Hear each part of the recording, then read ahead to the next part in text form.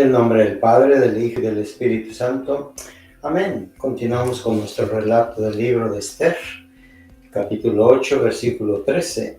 Un ejemplar del decreto en el que se promulgaba la disposición en todas las provincias se hizo público a todos los pueblos para que ese día los judíos estuviesen preparados para tomar venganza de sus enemigos.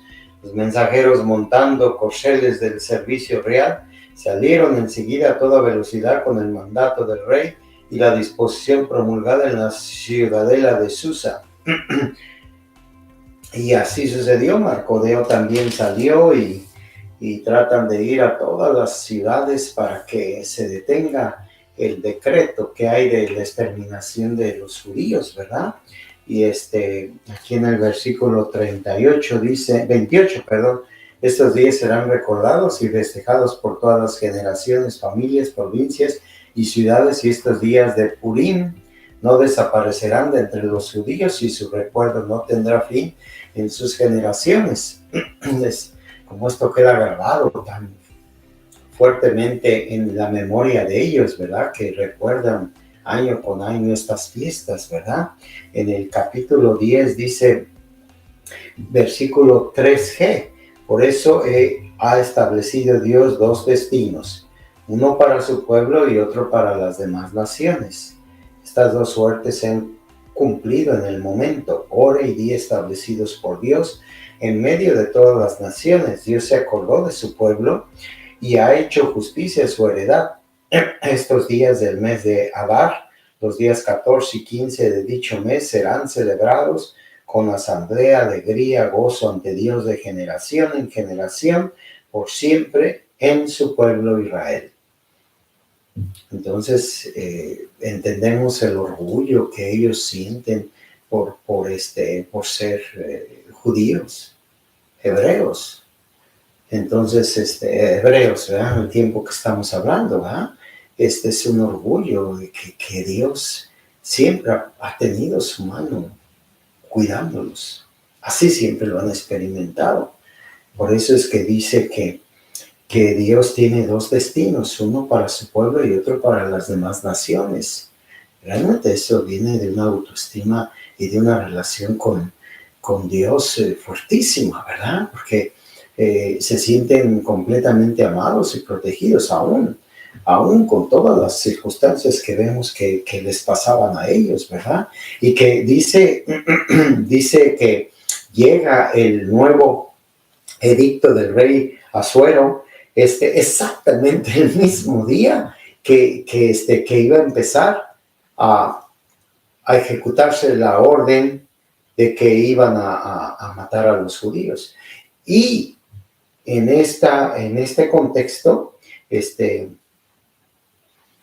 quienes matan a sus enemigos son los judíos, los hebreos, los hermanos hebreos son los que matan a sus enemigos. Por ejemplo, a los hijos de Amán, que eran 10, los cuelgan para que todo el mundo vea. Vemos ese tipo de venganza, ¿verdad? Que tenemos que discernir antes que digamos que no, pues que es que Dios les dijo que hicieran eso. La Biblia es un libro inspirado por Dios de eventos que sucedieron realmente, no de fantasías. Y la reina Esther es una gran mujer, ¿verdad? Un testimonio enorme de este libro de Esther, ¿verdad? De una mujer tan valiente que hace lo que ningún hebreo hace. También Marcodeo es un hombre excelente, ¿verdad? Como José, ¿se acuerdan? Con el faraón, asimismo Marcodeo con Asuero y los otros reyes pasados. El libro de los Proverbios dice, bienaventurado el hombre siempre temeroso, pero el duro de corazón caerá en el mal. La carta a los Romanos, capítulo 13, está hermosa también. Versículo 1 dice que toda persona esté sujeta a las autoridades que gobiernan, porque no hay autoridad que no venga de Dios. Las que existen han sido constituidas por Dios. Así pues, quien se rebele contra la autoridad se rebela contra el ordenamiento divino, y los rebeldes se ganan su propia condena. Pues los gobernantes no han de ser temidos cuando se hacen bien, sino cuando se hace el mal. ¿Quieres tener miedo a la autoridad? Haz el bien y recibirás alabanza, porque está al servicio de Dios para tu bien. Pero si obras el mal, teme, pues no en vano lleva la espada, porque está al servicio de Dios para hacer justicia y castigar al que obra el mal. Por tanto, es necesario estar sujeto no solo por temor al castigo, sino también por motivos de conciencia. Por esta razón les pagan también los tributos, porque son ministros de Dios, dedicados precisamente a esta función. Qué interesante, ¿verdad? Lo que dice San Pablo a la comunidad romana, ¿verdad? Dice que las autoridades están ahí por la providencia de Dios.